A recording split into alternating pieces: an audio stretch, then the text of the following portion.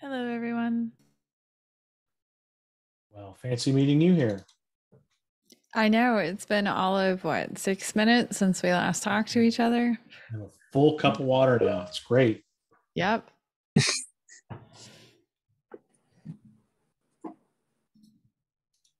PSIRT team, right? Strength of the PSIRT team. Aha. Sorry. Hi. Got my sound working. That's important. Yes. Very helpful.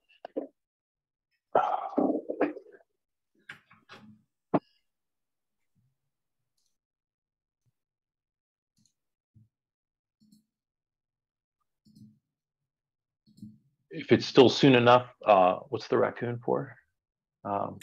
Emily. Yeah. That raccoon is the mascot for CNCF's Security Technical Advisory Group that I co-chaired for a very brief time, but was a technical leader in for a while. Wow. So you got a major award, it looks like. Yes, that's my Chopwood Curry Water Award from 2021, which I was in a very bad car accident, so I was not able to accept the award. Oh no. Yes, things are going well. I'm recovering slowly. Okay. Back at the bank, we used to have an award. There was this grotesque. It was a large stump. The stump sat about 10 inches tall and was about almost a foot wide. And on top of that was glued this weirdly woven squirrel. And the whole thing sat about a foot and a half tall. And so that was kind of our internal kudos type award. And people would fight to get that and display that in their cube every month. The squirrel was great. Nice. I miss that squirrel. I wish I would have been able to get him before I left.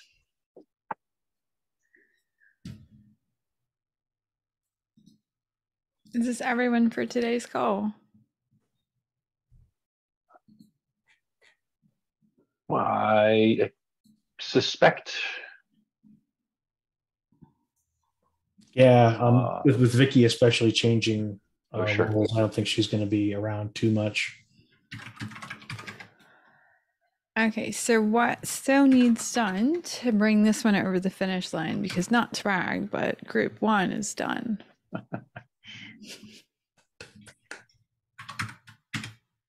As of like 3 minutes ago. It says 5 minutes in GitHub here, but very good. Okay. Close enough. I can't count. I'm just an engineer. I'm sure 2 minutes went by. Yeah, sorry. I was probably going to look at my PR, which is I'm going to count as progress, although we need to discuss that stuff. But yeah. Well, I guess we're ready. Yep. I've got the PR pulled up and I'm looking through it.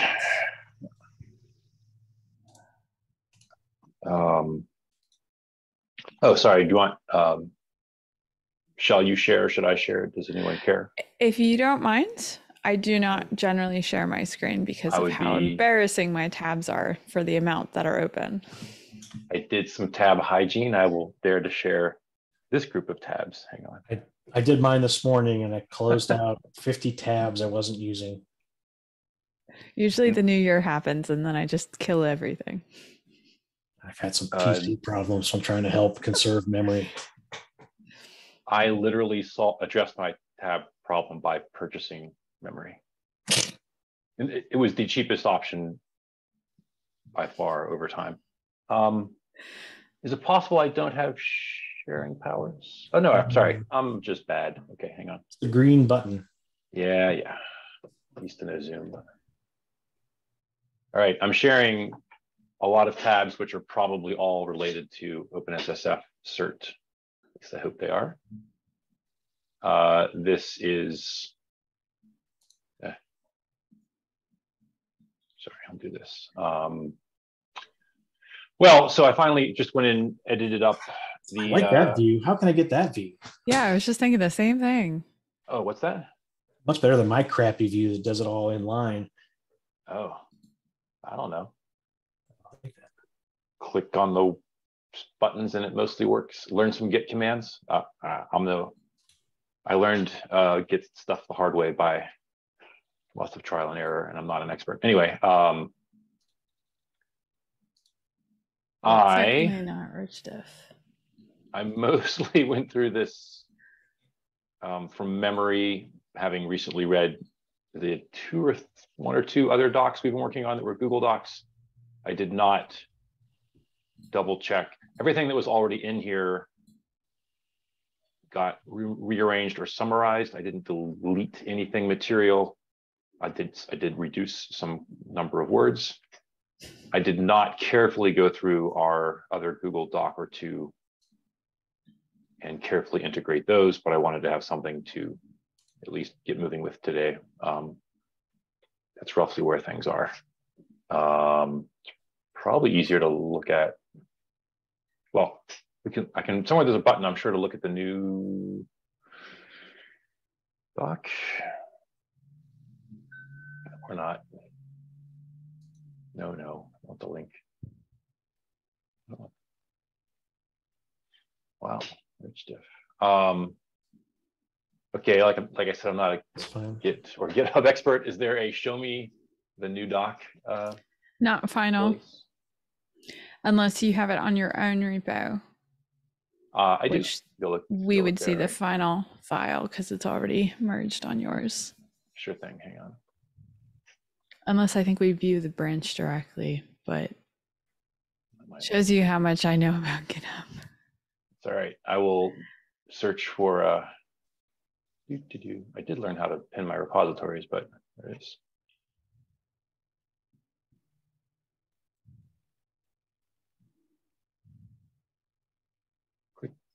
Click to. Fancy. All right. There this we looks go. better. I understood what you said and I found it. All right. So major shifts were swapping finally 2.2 and 2.4. Again, didn't intentionally remove anything material, but a good bit of reduction. Mm-hmm. I went top to bottom, so you'll see where my time went in that order. I still stumble across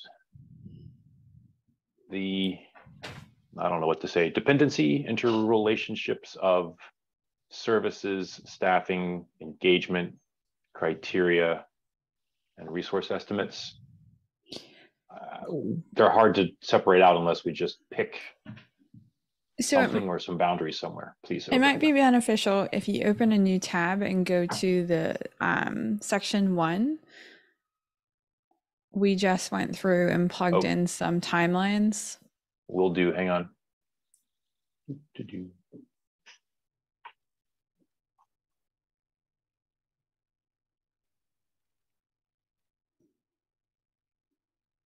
Because this might help break down some of those milestone sections that need to be completed.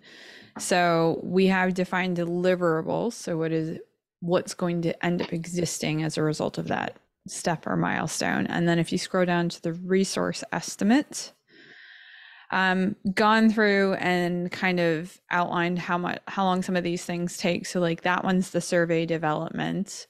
The one that's more prudent for, I think, the development of the services and the educational material around them is down under 1.3 maybe. Yeah, development of the training for the security buddy usually takes about 2 to 3 weeks, and then their CERT process training development about 2 to 3 more weeks. CERT process training itself is 4 to 6 hours per CERT member. Linux Foundation training, defining the course list, should take about 1 meeting. Completing the courses, 4 hours per CERT member, and then kind of breaking it down that way. So if you go back to the section 2, we should be able to apply those same rough concepts. Hold on, let me find. I wrote some of this down. It'll help. Yeah.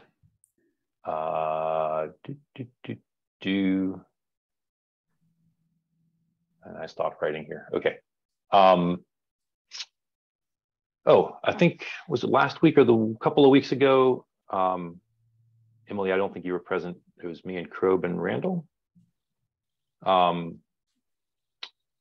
was anyway, we had a call during which I expressed my partial confusion and, sort of focus has been an issue for me going on, kind of getting through this. What are we sort of after? Maybe this has been decided and maybe it hasn't. But I think we started talking about this as sort of the educational guidance in year one versus, I think in my words here, I called it like direct operational response services. Mm-hmm. And everything you just said and have in section one makes sense, right? You can estimate those things, I think, pretty reasonably.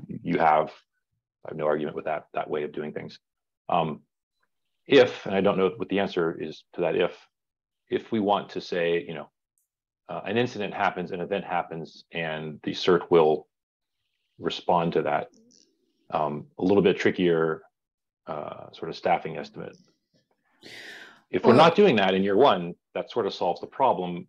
My impression was we might be doing that in year one, or we have some say in proposing, if not deciding that. So that's been a struggle for me all along, and that led me to this. My resource estimate issue is you're estimating sort of emergencies that are external, and that gets a little messier. Over. So it's a little bit more than just that, because once the CERT list of services are defined, there's the development of the procedures for each of those services that needs to be done. And the development of those procedures is going to be, one, contingent upon the problem space, and then two, requiring us to analyze the survey feedback from one. So you could probably reasonably estimate that it will probably take about a month to integrate the final survey report feedback into the services to make sure that the services address the problem space. And then from there, development of the procedures based off of all of that will probably take maybe about 6 weeks for the group to do. So you've already got 1 month, and then you've got another 6 weeks, and that's just getting us the procedures around how to execute the services. And then from there, the development of the associated educational guidance materials for anybody that's using our services. So there's the consumer facing side of those same services that'll also need to be developed. You can probably tack on an extra 2 to 3 weeks because it's sometimes easier to do those side by side with the overall procedure development.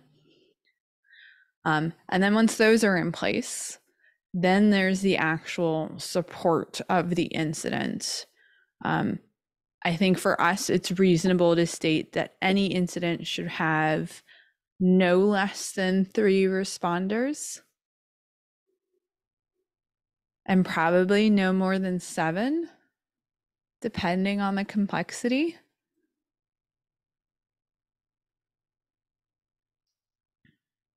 And I'll pause so you can catch up to the numbers I've been throwing out. Yeah, sorry, I got as far as the first one, I think. So integrating the results of the Section 1 survey is probably going to take about a month. Okay, and this is sort of what maintainers want from a CERT? What they need, what the problems are. Yep. Okay. I'll do this very notey right now, but yeah, please, if you don't mind reading back or running back through, that'd be great. I'll catch them here. Yeah, okay. So the survey is about 1 month. The development of the internal procedures for each of those services is probably going to be about 6 weeks. And then the consumer-facing educational material and guidance for those same services is probably going to be an additional 3 weeks.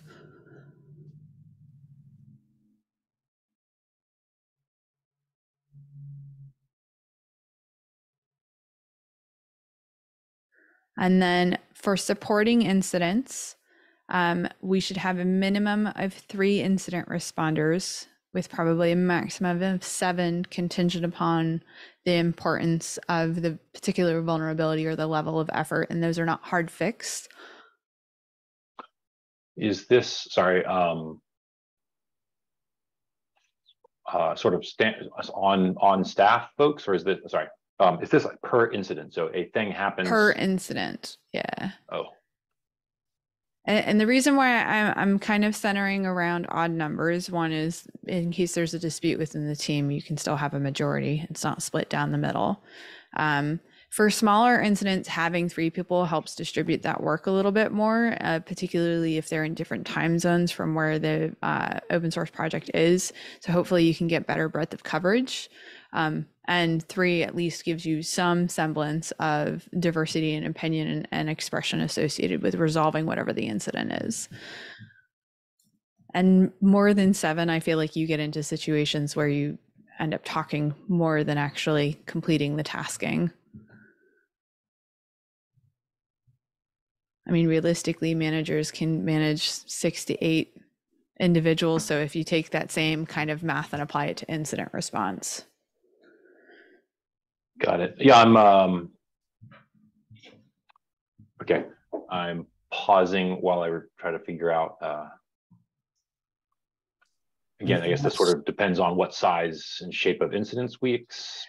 Yes. Is this We'll like a have log to- for J size thing, or? Well, so Do we have that's something in what mind? we'll Yeah. need to do is we'll need to do like t-shirt sizing. Small incidents, probably 3, medium is 5, large is 7 plus, depending.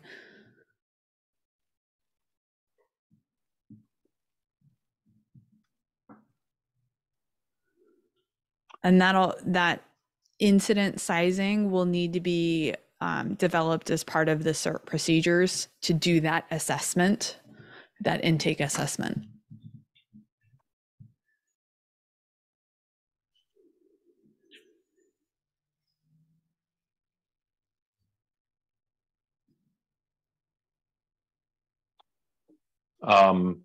Okay.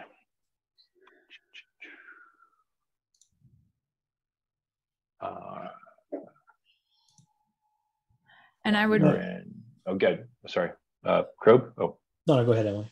I was going to say, I would recommend adding in there probably like a testing window for previous incidents and like comparing our procedures against them so that we can see whether or not the procedures as we have them written for the incident sizing and the assessment that we're performing kind of matches with that, just to double check and make sure that we're not that far off base. And I would recommend probably about 2 weeks for that. I mean, everybody's going to look at Log4Shell and be like, that's an extra large. okay.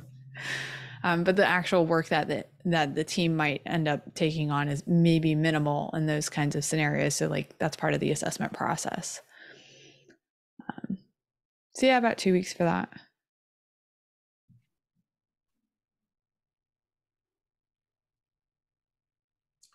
And that's not going to be for every service the CERT offers, but when there is a incident that they're handling, I think those numbers feel pretty good. And that gives us time to make sure we have documentation. That gives us time to have that post-mortem reflection on how do we need to adjust the process afterwards, and then potentially write up proactive things like here, push us over to the education SIG because we need to have a job aid for this or that. Yep. And we'll also need to provide time commitment estimates for incident responders based off of the size of the incident and that initial assessment. So that'll need to be an explicit call out milestone, because that is time that we can't factor for, or the resources that we can't factor for at this point until we get there. And that's also since the voting is trending towards predominantly volunteer team, we're going to need to have a ask to the foundation, dear foundation, we need to have X amount of volunteers, and here's how we're going to leverage their time. Mm-hmm.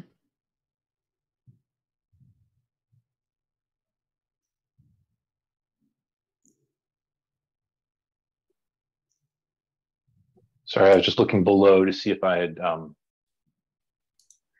I would add onto that sentence. Oh, sure. Yep. That you just wrote, time estimates for commitment to be determined. Yeah, I was gonna. hang on one second. I figure out where I am. That's what I went to go write down, and then I saw an unfinished sentence.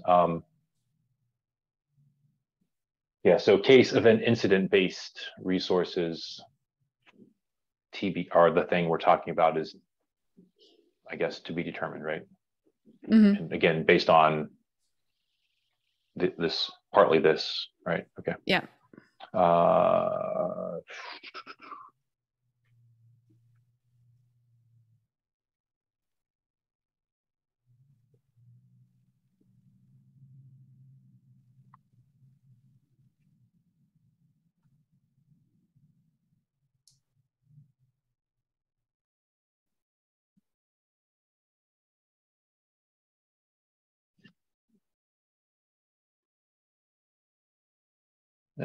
Related to maybe.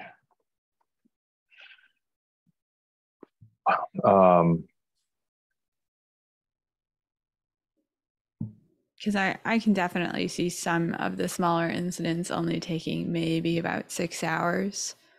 And that's just to like check everything off and make sure that everything has been done.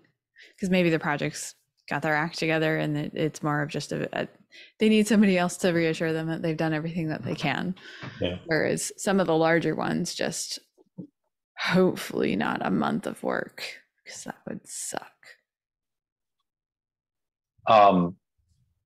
Back to the 3.7 number a moment. Mhm. For example, a smaller 6-hour incident. We want 3 people for we prefer to have the multiple inputs, or I think it 6 might hours be is one person's day and they've got it wrapped up.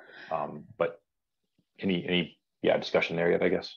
so. I think the 6-hour like kind of initial estimate might be for the total of those 3 individuals, but that depends. Like it could be that you've got 3 individuals assigned to an incident and somebody's got a lot of free time, so they'll go through and they'll crank everything out and then check back in and make sure, hey, can you double check that we're all in agreement Peer here? review. Or it could be that somebody Sure. spends 2 hours coordinating and another person spends another 2 hours writing tests for the project. Got it. So it should be like that timing estimate should be based off of the incident size and then distribution of hours against the amount of incident responders that are assigned. But regardless, we should definitely have more than 2 incident responders assigned in case some sort of conflict comes up. There are alternatives to reach out to as well. Yeah. Right. Okay.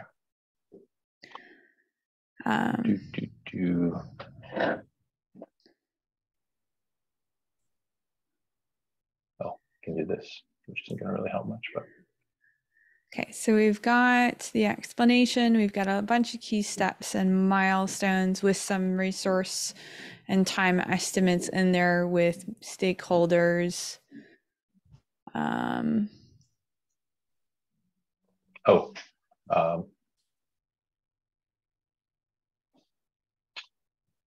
Yeah, a bit. Some of this was editorializing as I went. Yeah. Again, this was in some existing paragraphs, but I broke it out a little bit more. I don't not to take us down a interesting side path, but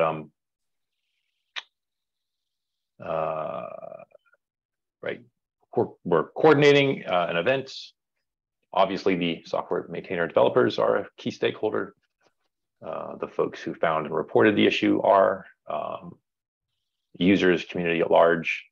But these last 2, and again, I don't think this may not even belong here. Maybe a higher level question. We don't have to address it in seriously here, but maybe a couple of minutes worth of, do we have intentionally excluded stakeholders? Not that they aren't welcome to do what they want, but we're not considering their needs in our work. And then public safety is a little bit code for possibly a government agency who is trying to deploy blue team. Starts with a C, they all end in A. 4 letters, not 3. So, or FDA or whoever else, right, is actually trying to protect people.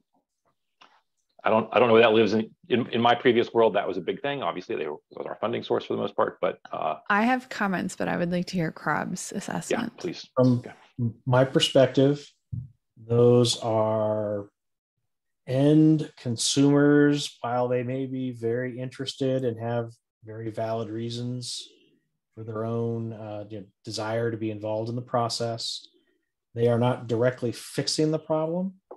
So they would become the kind of end audience. Once we go through, the incident is resolved and coordinated, and we're ready for that disclosure piece. Maybe those folks subscribe to whatever broadcast mechanism we endorse, or it's going to vary project. We just had this kind of conversation a little bit ago with Randall. Different communities operate differently. We want to be respectful of that, but some people don't want to talk about it, and we're going to try to encourage good practice. Hey, have you posted an advisory? We can help you write the advisory if you want. But maybe those .gov people around the world kind of monitor whatever output this group provides, whether it's a mailing list or they are, when this goes public, they get an email notification and whatever computer tool we're using. But I would, they are not directly involved in fixing the problem. So therefore they do not get a seat at the table at this point. So I think there's an interesting thing that we haven't actually discussed yet and might be worth mentioning and then checking with the OpenSSF. If the OpenSSF is standing up a security incident response team, even as a nonprofit organization, does the existing legislation for whatever world government we're talking about require us to report incidents upon reporting within a certain amount of hours, even if it's an open source project? So I think that needs to be addressed, which I think is a OpenSSF legal question. Yes. Because so that needs to be put in the plan to talk about, because that's absolutely something we will come up. Yes. And I don't believe that we necessarily want to be in that position, particularly since it could be a breach of confidence with open source projects if we are obligated to provide that reporting to a government.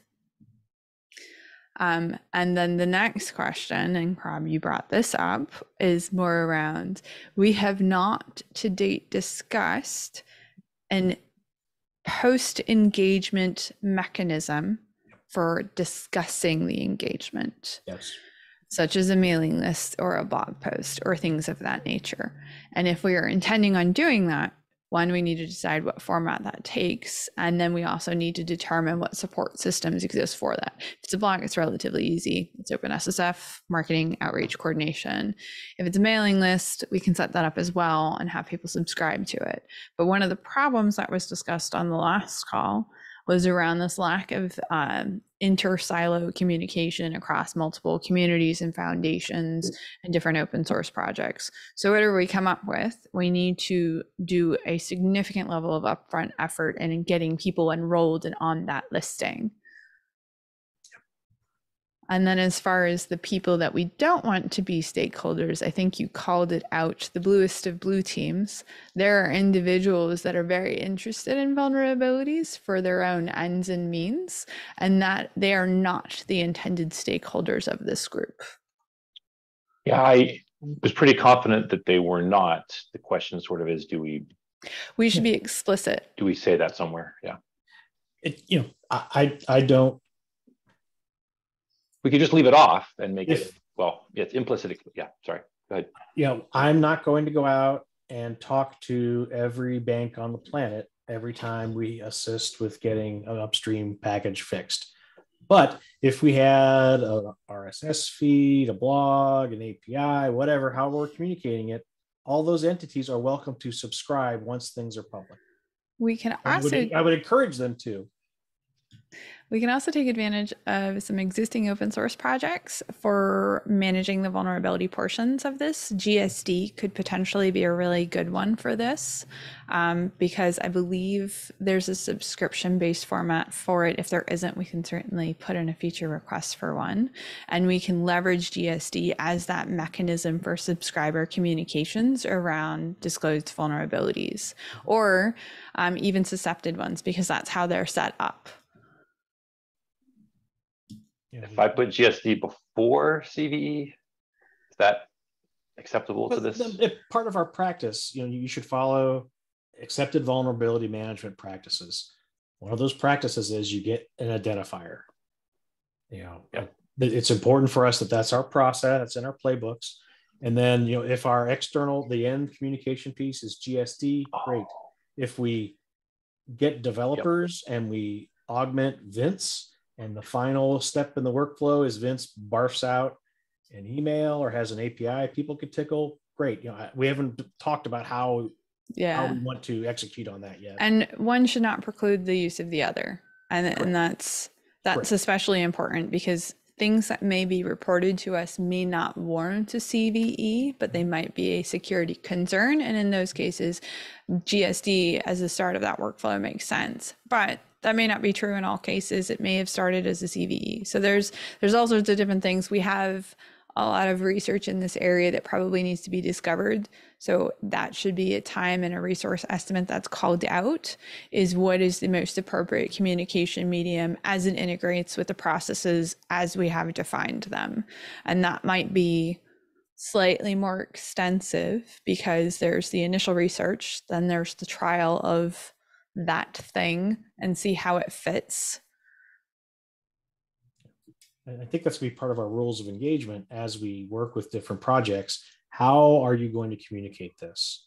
Yeah. We have a set of recommendations and endorsements. We like these things. You're free to do your own thing. And then maybe we get an agreement that after you've disclosed, we will also do something, or push a file to GSD, or however the mechanics of the get worked out. But we need to have an opinion on, we think this is good practice, and we encourage people to follow this procedure. You're free to do whatever you want. So that level of research and that integration with the processes should be a separate call out. I would recommend about 3 weeks for the research and the integration, and then probably about maybe 2 weeks of testing and making sure that we're comfortable with what it is that we've decided. So 5 weeks total.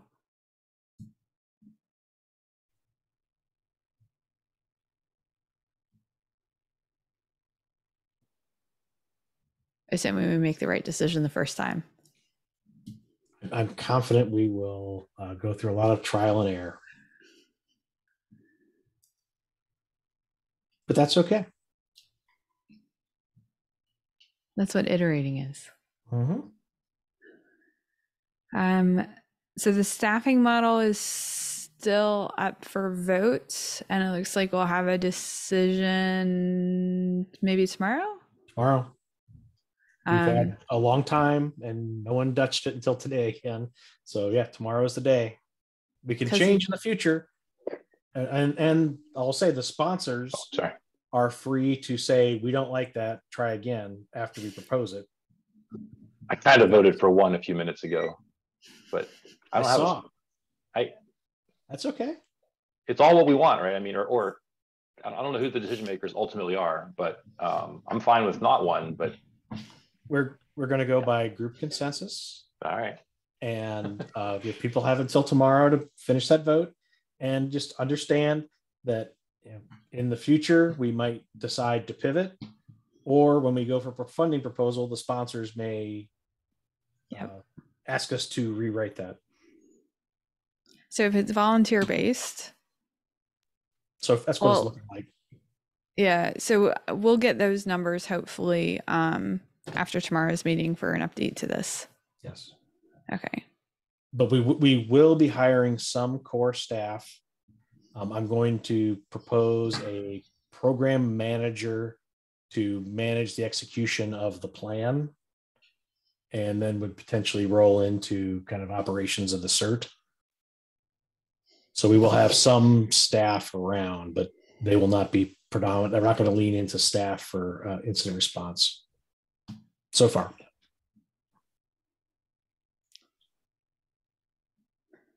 And we've already accounted for training in the other one.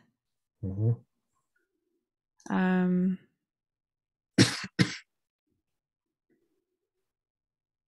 I would also say that the throughput of the SIRT is going to be contingent upon the size of the incidents and the availability of the volunteers. Mm-hmm. And that will be a time and resource constraint that we will need to call out.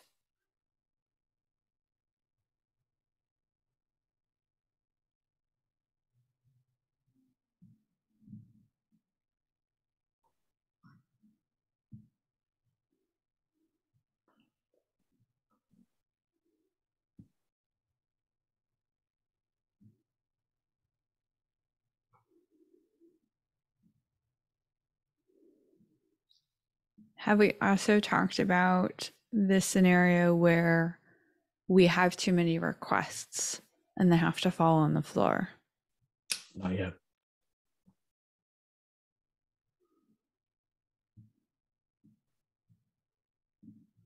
Because that might be another staffing option, is that if there is an overflow, that we ask for emergency funding from the OpenSSF to provide people to assist. Yeah, either contract or you petition the members. Yeah. Immediate help with a confidential issue. Can you please, we need this type of personnel to assist. And you can probably reasonably expect 10 to 12 hours of ramp up time for any single one of those requests. Yeah. So that would probably be worth calling out in the overflow and section. And that's worst case scenario. Mm-hmm.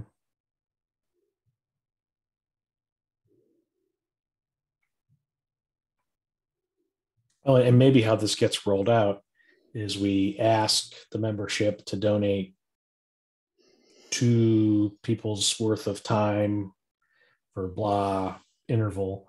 And then we say, we have 2 backups that we would train up. And they're not necessarily in the rotation, but we would potentially reach out to them as needed to burst up. Onboarding. Yeah. Yeah. It's not 10 to 12 hours until you get an answer back from somebody and a volunteer shows up. It might be, but they also need 10 to 12 of onboarding. Yeah. Before they can even act in the first place. Yeah. And that assumes that they don't have any prior training. So there will be some, might be less. Yeah. Yeah. There will be some shortcuts in those processes. I hope we don't get into that situation, but you never know. Yeah. So I think Crow was mentioning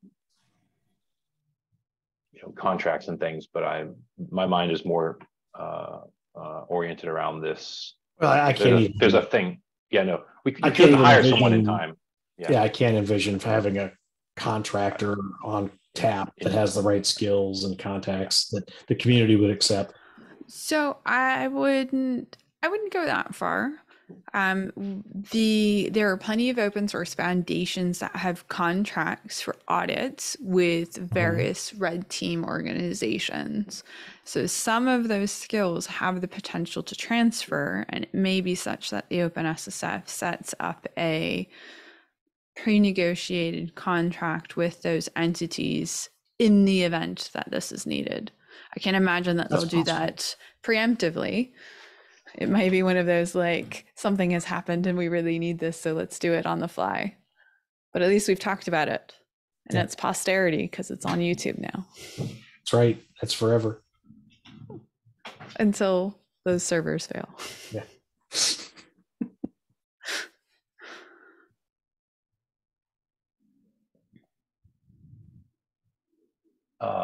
Hang on a second.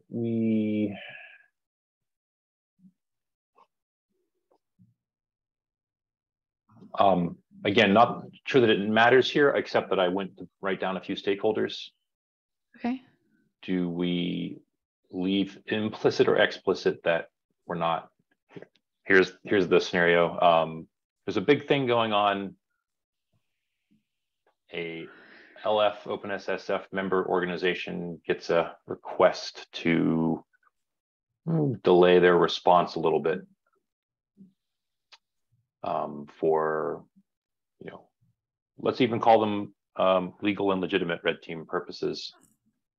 And again, we don't have to hinge this whole philosophical issue right on this one bullet point way down in section 2 here, but do we want to say that, do we want to state that we exclude those considerations or just leave it unsaid? We're going to need to have a mission statement and kind of have that rules of engagement. Cover it there. Okay. Documented somewhere. Okay. Just so we avoid those circumstances, not dealing with it in the heat of the moment. Do we have that defined as a milestone? That rules of engagement is defined? We'll need that. Okay. So I'm let's going to get make that. this. Okay. Yeah. Sorry.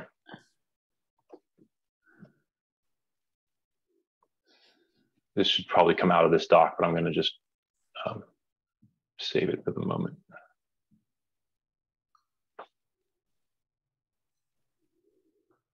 Defining that shouldn't necessarily take long, probably about what, two to 3 meetings, 2 meetings to discuss, 1 meeting to vote.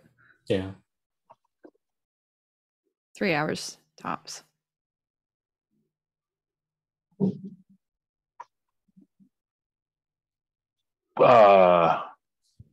What is the SIRT SIG? Mm-hmm. Is that the proper level? Okay. Yep. That'd be a SIG thing.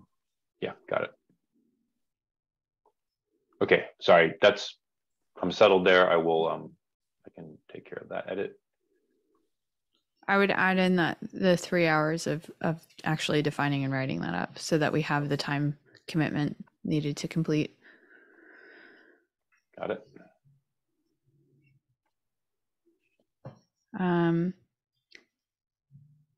The actual execution of the vulnerability assessment is still to be defined because those are procedures and documentation and like triaging. That'll be the outcome of this. So not necessarily for today. Yeah, this was sort of more just that a service would be vulnerability assessment. And yes, understood that it's, depends on a number of other things. Oh, I did note this. I think perhaps in our older text, it may have said optional vulnerability assessment, which caused me to write this part. And this may have been originally framed as, right, a maintainer of a project requests, specifically requests the service or the help of the assessment. And my comment here is that even to consider whether or not to get involved, you have to do a certain amount of assessment to get that far, the triage sort of step. So the CERT must be able to do some assessment. The question, of course, becomes when do you decide to do more or stop? Correct. Okay. Agreed. Okay. I put optional in front of the things that were called sort of experimental or experiment with. Here, let me check the time. Here again, we have, and then this is almost copy and pasted. I just broke it out. Guidance and best practices, and then year 2 and later seem to be actually do, perform response, execute response services. Do we? I'm impatient. Is the answer? Is my position, and would not want to wait a year. But I don't know if there's consensus on this, or we have a plan. So I think line 72 may already be included within some of the time commitments that are set aside in stream 1 associated with educating project maintainers. Like in providing that explanation of the CERT services and educating them on those materials, we may choose to cover at least lightweight of how to deal with when somebody reports a vulnerability to you, and here's where you can leverage our services to assist in that process. So it may not necessarily be year 2. Year 2 may be more the explicit kind of walkthrough to allow them to be significantly more self-sufficient based off of our lessons and learnings from triaging previous events. So you can either mark that as dependent or refer to 1.3. Yeah. For both of them, Yeah. 70 and 72. Right here. So you can keep your thoughts here in this section, but say this is, we're going to do this. Yep. Yep. Over y'all.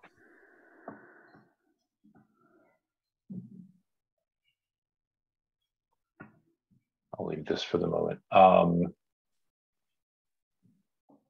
Let me ask it another way. In my mind, maybe it's a very small two-dimensional little matrix. I also did not just read all of the section 1. Are we intentionally not doing response services for a year? Or is it simply, it'll be the minimum of the necessary time it takes to survey, develop survey, execute survey, response, all of that stuff kind of stacked up. And we don't want to act until we've gotten through it. Yeah. It might be all of those things stacked up. Okay. Because I'm thinking back through the time commitments that we wrote for stream 1, and a lot of that, like, said and done and polished out the door, is over a year. So at the very least, we can get started with some manner of that, either slightly before year 1 or at that time frame. We should have enough developed that we can real time trial it. Sure. And I think we're going to see a spectrum of engagement. Somebody's going to ask us, do you have an email for due to this project? Some people are going to say, I don't know what the hell this researcher is saying, or somebody's going to come back and say, this researcher is being very aggressive. Can you help? So I think it's going to be a real spectrum of stuff, and some things we'll be able to do sooner, but an actual soup to nuts, we're helping out with log for shell 2. That's at least a year. Do you know something that we don't? Is there a log for shell 2 out? I don't know. It's almost Halloween. You can't say that this close to the holidays I know. of last year. Shame on you. There's, like I tell my internal PSIRT here, there's always something new and interesting going on upstream. You never know until it happens. So I think the time and resource estimates have been captured for most of that. Yeah. Do we have any SLOs associated with response that we know of, or do we just want to say that that's going to be like part of the more detailed process outside the scope of this immediate work?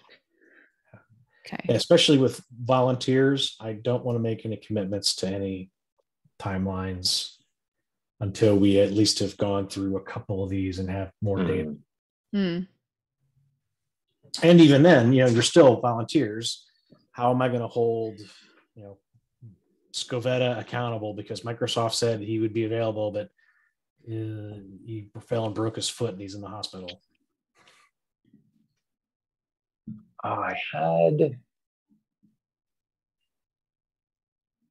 Sorry, I lost it. I had a place where I thought that was in here, but maybe not.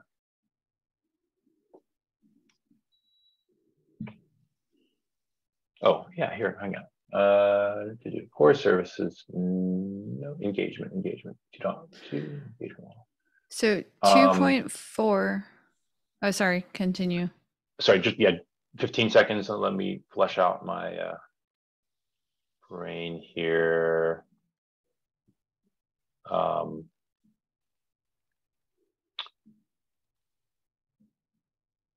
Let me just write this down. I forget where I left this. Here, hang on, sorry. I don't want to search. Stop stealing my browser. Aha, did I invent it? Okay, I didn't quite invent it. Quasi, we'll call it. Crew, fully agree. Of course, we don't want to scare off or have non-enforceable SLOs. Is there even a softer term than that? I mean, we still might, right? If we're going to develop procedures and things, and even if you're a volunteer, it might be, hey, something's happening. I have to get some funding to make some swag to make people want to be on the team. Sure. No, but look, people are volunteering they're either volunteering or voluntolding, so they are being paid, or they really want to do this, they're going to want to do the professional thing. And it's okay to say it's a hot topic, try to get back to people, you know, that day within a couple hours, right? It's not. It might be that we need something almost like PagerDuty, so that there's one person that's tasked to respond immediately and say, "We're thank you for letting us know. You will hear more information from us within this time frame." Yeah, that's a good model too.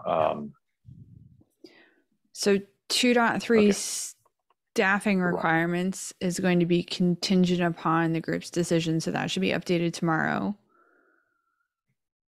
2.4, from a time and resources estimate, the amount of time that it's going to take us to define that engagement criteria or refine it, because we have some of it started. And then how do we codify that process is easily going to take at least 2 months.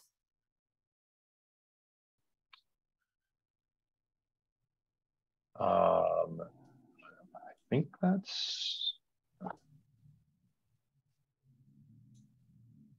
Yeah, and again, once we propose this to the sponsors, they can say, I like this idea. I need you to do it faster. Here's resources to accommodate that. So we might be able to adjust timelines. But until we get that kind of feedback, I say we be conservative on how we're estimating. Yeah. And I think part of that is, though, the nature of how we define some of that. Some of this is not bodies at a problem kind of problem. Some of this is like we're breaking new ground in how open source incidents are meant to be resolved and triaged. And while there are existing bodies of work that we can leverage, they're explicitly designed for enterprise, governments, nonprofit level activities. Open source is a whole different beast. Yes. So I think that's our, so really this section is almost done. We just need the decision for tomorrow. And then once that happens, Art to go through and beautify the text. Yeah, and I'll also take a pass at a pretty rambling Google Doc. I'm pretty confident a lot of it's in here or duplicated, but I'll take a pass through it for anything that is missing. Don't throw anything out because once we're done with the plans, I'm going to Google. I can't throw it away anyway. Sorry. I'm going to combine it into a single artifact, and we're going to need things like an introduction and conclusion. We'll need potentially statements around explaining certain things potentially. So nothing's should be deleted yet until we're done with our final proposal. Yeah, no, absolutely. Again, I just I'm not confident all of the meeting stuff and that was captured in that Google Doc or two made it into here. And again, I think a lot of it did, but I'm going to just pass for that and take a pass and bring things in that seemed important and were not already in here. It's like 1.5 Google Docs to do that with. So you'll have that done by November 1st? Oh yeah. Yeah, I heard a yes. That won't take long. You heard a yes. Yeah. Okay. So I'm November looking at 1st, what day of the week that is, but sure. That's a Tuesday, and it's the next meeting that we have. We meet tomorrow? After tomorrow's meeting. Oh yeah, so tomorrow, then 2 weeks. Yeah, that's fine. Okay. Yeah, sure. That's a yes.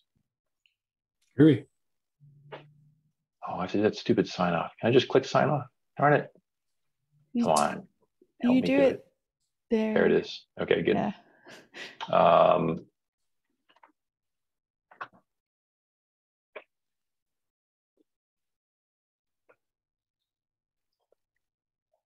What are we? Section 2. Actually. And this is going to take care of it. I'm not going to fail to check when I. Okay, cool. Oh man, do I have a new PR to look at? I don't know how that works. Somebody added me to stuff, but I could not,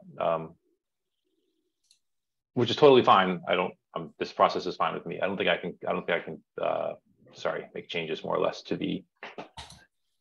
I had OpenSSF asked, thing. and I'm guessing it didn't happen, but I had asked the section leads plus Emily and Vicky to be added to be able I to. saw that. I thought do they that. added us, but again, my get push didn't work today, so I might have used the wrong phrases, but I might have So typed the wrong we command. should be part of the foundation, but it doesn't necessarily mean that we have the commit bit to merge in for the particular repo. I had asked Jory, saying these people I consider, what's the level? Developer or something, or whatever. Basically, along the phrase we ended up with was.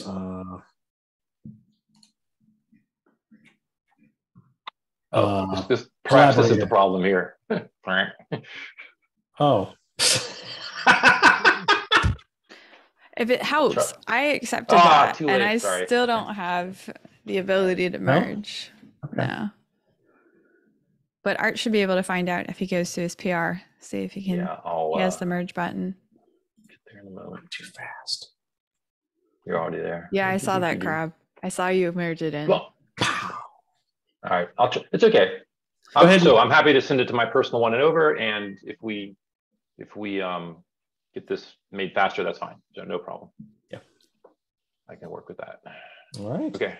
Well, thank you all. Excellent progress. Appreciate it. Almost done. Almost there. I will talk with you all tomorrow, hopefully. Cheers.